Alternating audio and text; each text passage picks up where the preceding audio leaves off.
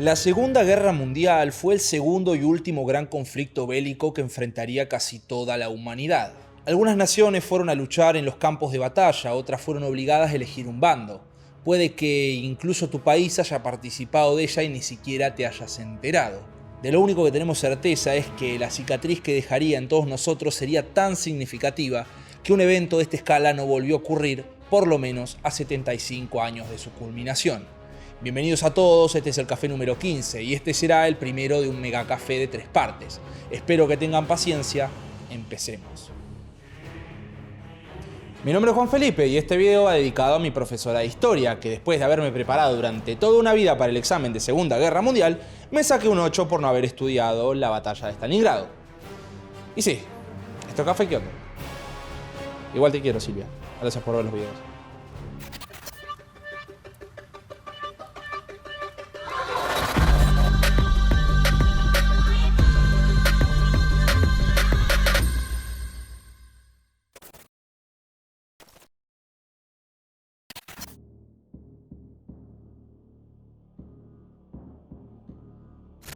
Primero que nada te invitaría a chequear el video que hice sobre la Primera Guerra Mundial y si es que no te da pereza, que veas justamente toda la seguidilla que hice hasta llegar a este momento histórico. Al igual que su antecesora, la Segunda Guerra Mundial fue el resultado de un fondo de olla quemado de guiso que se vino cocinando durante los últimos 30 años. Pero el tiempo no hizo mejor este guiso, sino que uno de sus ingredientes.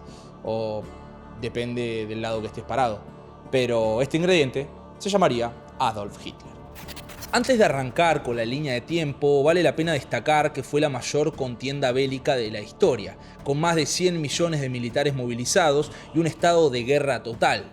¿Y qué significa esto? En que si te tocó vivir en una nación contendiente, toda la plata del Estado se iba a gastar en recursos militares y científicos al servicio del esfuerzo bélico. Es decir, que no existía distinción alguna entre recursos civiles y militares.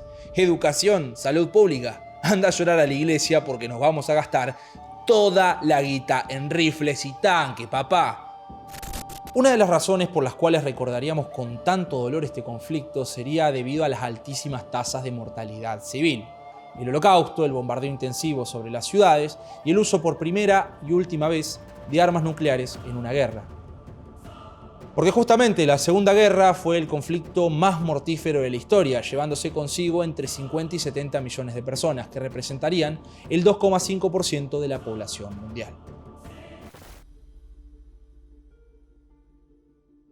La realidad es que por aquellos años la mayoría de los países tenían más interés en reconstruir sus economías después de la Gran Depresión de que volver a agarrarse a los tiros. Pero en algo que son internacionalmente conocidos tanto alemanes como japoneses en ser unas máquinas ininterrumpidas de trabajo. Y como dijo alguna vez mi padre, de las crisis se sale trabajando. Así que mientras todos tenían la mirada distraída en otra cosa, tanto germanos como nipones aprovecharían para hacer sus jugadas imperialistas. Y sinceramente, no sé qué esperaban que pase. Por un lado teníamos la Alemania nacionalsocialista de Adolf Hitler, fuerte aliada de la Italia fascista de Benito Mussolini, que junto con el imperio japonés de Hirohito conformarían el eje. Y por el otro lado teníamos la URSS de Joseph Stalin, el Reino Unido comandado por Winston Churchill, Estados Unidos por Franklin D. Roosevelt y la China de Chiang Kai-shek. Como dije en el video anterior, Adolf Hitler había logrado levantar a Alemania desde sus escombros. El pueblo germano había logrado levantarse y salir adelante incluso más poderosos que antes. Pero lamentablemente este milagro alemán solamente tenía un objetivo, y era vengarse de lo que el Tratado de Versalles había hecho con su nación. En Alemania el Tratado de Versalles tuvo un amplio rechazo popular. En primer lugar, literalmente habían desmembrado el país. Sometió la economía alemana a pagos y servidumbre abusiva a los aliados. Y lo más terrible para Adolf, la desmovilización forzosa del ejército hasta la fuerza máxima de 100.000 hombres. El Estado carecía de fuerza de defensa frente a amenazas externas, sobre todo por parte de la joven URSS, quien estaba dispuesta a expandir su ideario político por la fuerza. Ese sentimiento de indefensión y abuso, y sumado al hecho de que nunca se llegó a luchar en territorio alemán en lo que la Primera Guerra Mundial respecta, sembraría aquella idea de la puñalada por la espalda. Es decir, que si no fuera por fuerzas extranjeras que meterían sus narices en el asunto, tal vez Alemania hubiera podido ganar la guerra, lo que hacía todavía más injusto ser tratados como perdedores. Pero lo único que lograrían con esto es sumar todavía más rencor a nivel social contra los aliados, sus tratados y casi cualquier cosa que pueda salir de su boca. Y del otro lado de Eurasia teníamos la isla más picante del Pacífico. El hambre imperialista del imperio japonés, militarizado hasta los dientes, se había desatado años antes de la invasión a Polonia.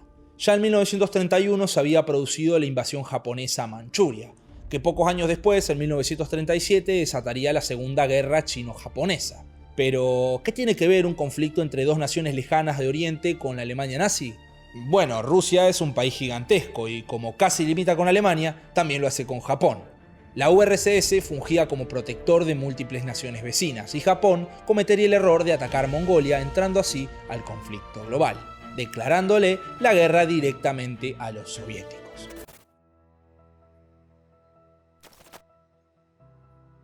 El 1 de septiembre de 1939 Alemania invadiría Polonia usando de pretexto el chamullo de un supuesto ataque a un puesto fronterizo, a lo que el Reino Unido y Francia le advertirían a Alemania de que tenía 2 días para sacar sus nalgas nazis de Polonia, a lo que Hitler contestó: "Esta me van a sacar". Acto siguiente, 2 días después, el 3 de septiembre, tanto el Reino Unido como Nueva Zelanda y Australia le declararían la guerra a Alemania, seguidos rápidamente por Francia, Canadá y Sudáfrica. La realidad es que estas declaraciones de guerra fueron solamente un postureo, por lo menos para los pobres polacos, ya que los aliados, y según el Tratado de Versalles, entre otros, tenían la obligación de defender tanto a Polonia como a otras naciones del este europeo, cosa que no hicieron. Además, tanto Alemania como la URSS tenían un pacto secreto entre sí, por lo que el 17 de septiembre las fuerzas comunistas también invadirían Polonia, y los polacos, viéndose en la incapacidad de luchar en 2 frentes simultáneos, terminarían replegándose, pero nunca rindiéndose oficialmente. Estos migrarían a países vecinos aliados y servirían entre las tropas de aquellos países que los abandonaron a su suerte cuando el nazismo y el comunismo tocó a su puerta. Luego de invadir Polonia, Alemania se tomaría un break durante el invierno de 1939 a 1940. El periodismo llamó a este periodo la guerra de broma, ya que prácticamente no se produjo ningún combate. Durante este periodo, la Unión Soviética atacó Finlandia el 30 de noviembre, con lo que comenzó la Guerra del Invierno. Lo más gracioso fue que los soviéticos superaban 4-1 a los humildes finlandeses, y de igual forma se bancaron la toma. El Ejército Rojo la tuvo dificilísima. Pasaron vergüenza y en lo que posteriormente inmortalizaríamos en el meme de "casi te gano". Los soviéticos terminaron por imponerse, entonces Finlandia terminó cediéndole áreas estratégicamente importantes en la frontera. Esto esparció el rumor de que los rusos se entregaban fácil, por lo cual Hitler se tomaría en serio para una posterior invasión. Un par de meses después, el 9 de abril de 1940, Alemania invadiría Noruega para contrarrestar una inminente invasión aliada. El problema fue que, y además de no poder hacer mucho contra los nazis, los noruegos se tuvieron que bancar un golpe de Estado orquestado por Adolf Hitler dentro de sus propias fronteras. El Reino Unido, que ya tenía preparada su invasión a Noruega, se encontraría con un ejército nazi preparado para sacarlos a balazos, cosa que terminó siendo así, ya que tuvieron que volverse a Londres por el mismo lugar donde vinieron. La guerra en joda se terminaría cuando se dieron cuenta de que Adolfo les venía en serio. El 10 de mayo de 1940, Alemania invadiría Luxemburgo, Bélgica, los Países Bajos y Francia. La única resistencia aliada por parte de los británicos y franceses sobre Bélgica sería rápidamente devastada gracias al más clásico e importante ejemplo de la historia de la Blitzkrieg. De esta campaña podemos resaltar la Batalla de las Ardenas, una región de bosques espesísima que los aliados creyeron que las Wehrmacht alemanas no podrían cruzar, cosa que estaban totalmente equivocados, ya que terminarían acorralados contra el Canal de la Mancha. Y si no fuera gracias a que Hitler les dio permiso a sus soldados para que tomaran un aliento, lo que hoy conocemos como el Milagro de Dunkerque no hubiera sido posible. ¿Y qué es el Milagro de Dunkerque? Fue una operación épica donde los aliados lograron evacuar 338.000 soldados antes de que los alemanes les rompan la napia. El 10 de junio Italia se uniría a la guerra, atacando a Francia desde el sur. Te recuerdo que Alemania ya había comenzado su invasión desde el norte, así que los franceses poco tenían que hacer. Esto terminaría con la firma del armisticio el 22 de junio de ese mismo año, en 1940, por lo que Alemania terminaría anexándose París y 2/3 de la nación de los croissants. Como último enfrentamiento en el frente occidental, Hitler lanzó la Operación León Marino, que consistía literalmente en la invasión al Reino Unido. Si bien sabía que no iba a poder aguantar un mano a mano contra la Marina británica, decidió ir por aire, pero tampoco tendría los resultados esperados, y encima los británicos le devolverían el favor bombardeando Berlín. Entonces fue así como los alemanes desviarían los bombardeos directamente contra las ciudades inglesas, y principalmente Londres. 43.000 muertos y 1 millón de viviendas menos después, sin haber conseguido los objetivos esperados, Adolf Hitler pospondría indefinidamente sus planes de invadir el Reino Unido. Todo gran conflicto europeo no es un gran conflicto europeo si no se extiende también hasta el norte de África. El Canal de Suez es un tramo navegable ubicado en Egipto que conecta el mar Mediterráneo con países como India, por solo citarte un ejemplo, y el desempeño del Reino Unido en esta guerra dependía casi pura y exclusivamente del control de este. Uno de los eventos más curiosos de la guerra fue el ataque de la Marina británica a la Armada francesa anclada al norte de África en junio de 1940 por temor a que pueda caer en manos alemanas. Y aunque esto pudriría casi por completo la relación entre británicos y franceses, que estaban del mismo bando, terminaría imponiendo la supremacía británica naval sobre la italiana a lo largo de todo el mar Mediterráneo.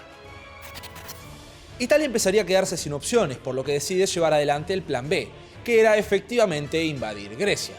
Pero gracias al esfuerzo de las tropas helenas más el apoyo del Reino Unido, Mussolini debería volverse por el mismo lugar por donde vino, hasta que, llamó a su hermano mayor Adolf Hitler para que lo ayude, y así sería como Grecia terminaría cayendo en manos de las tropas alemanas. Los alemanes, y según sus propias palabras, se empezaron a dar cuenta que la entrada de Italia a la guerra fue más una carga que una ayuda, dicho por Wilhelm Keitel. Entonces fue que los italianos recurrieron al plan C, invadir Egipto desde Libia para tomar el control del Canal de Suez. Nuevamente los británicos, indios, australianos y neozelandeses los sacaron a tiros, por lo que nuevamente tuvo que venir Don Nazi a salvar las papas, con sus poderosísimas Deost Afrika Korps. Alemania invadiría Creta, pero luego muchos días de lucha no se habrían conseguido los objetivos esperados y encima los alemanes habrían sufrido muchísimas bajas. El desorden fue tal que el comandante a cargo, Kurt Student, contemplaría la idea de suicidarse. Pero como prueba de que las cosas también le pueden malir sal al resto, el desorden generado entre las líneas enemigas por parte de los comandantes aliados terminarían con la toma del aeropuerto de Malé. Igualmente Hitler prohibiría volver a realizar operaciones aerotransportadas. La guerra entre las armadas aliada e italiana cambió decisivamente a favor de los aliados el 28 de marzo de 1941, cuando encontraron a la flota principal italiana al sur del Cabo Matapán, en el extremo sur de la Grecia continental. Con el coste de un par de aviones derribados, los aliados hundieron 5 cruceros italianos y 3 destructores, y dañaron al moderno acorazado Vittorio Veneto. La Marina italiana fue anulada como la fuerza de combate y la tarea aliada de transportar tropas a través del Mediterráneo hacia Grecia se vio facilitada. El 6 de abril de 1941, fuerzas alemanas, italianas, húngaras y búlgaras invadirían Yugoslavia. Para el 17 de ese mismo mes, los yugoslavos ya se habrían rendido, y gracias a esto crearían el estado títere de Croacia y Serbia. A partir de acá hubo un montón de enfrentamientos menores a lo largo de todo el frente africano y Oriente Medio. Pero no sería hasta la primera batalla en el Alamein, en junio de 1942, que las fuerzas aliadas se retirarían al último punto defendible antes de Alejandría y el Canal de Suez. El Afrika Korps, sin embargo, habían agotado sus suministros y los defensores pararon su empuje. La segunda batalla en el Alamein ocurrió entre el 23 de octubre y el 3 de noviembre. Los aliados iniciaron entonces su ofensiva y a pesar de una dura resistencia inicial de los italianos y alemanes, triunfaron al final. Después de la derrota alemana en el Alamein, las fuerzas del eje efectuaron con éxito una retirada estratégica hacia Túnez. ¿Recuerdan el reparto de África a mano de los europeos? Bueno, en este periodo, desde 1940 a 1943, tanto fuerzas del eje como fuerzas aliadas se disputarían distintas colonias y protectorados. De este periodo podemos resaltar batallas como la de Dakar y la de Gabón. Las fuerzas del eje impulsarían a los insurgentes y a las fuerzas nativas para rebelarse en contra de los aliados.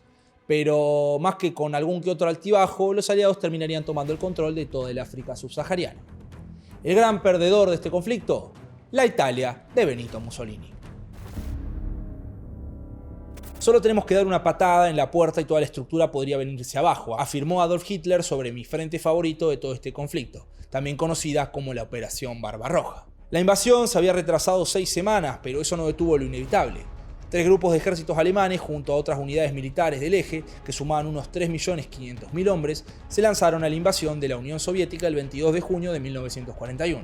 El grupo de ejércitos norte estaba desplegado en Prusia Oriental y estaban compuestos por los ejércitos de infantería 18avo y 16avos, y un ejército panzer, el cuarto, al mando de los generales Bosch, von Kocher y Hoppner, todos bajo las órdenes del mariscal Ritten von Lied, apoyados por la primera flota aérea del general Koller, totalizando 450.000 combatientes del eje.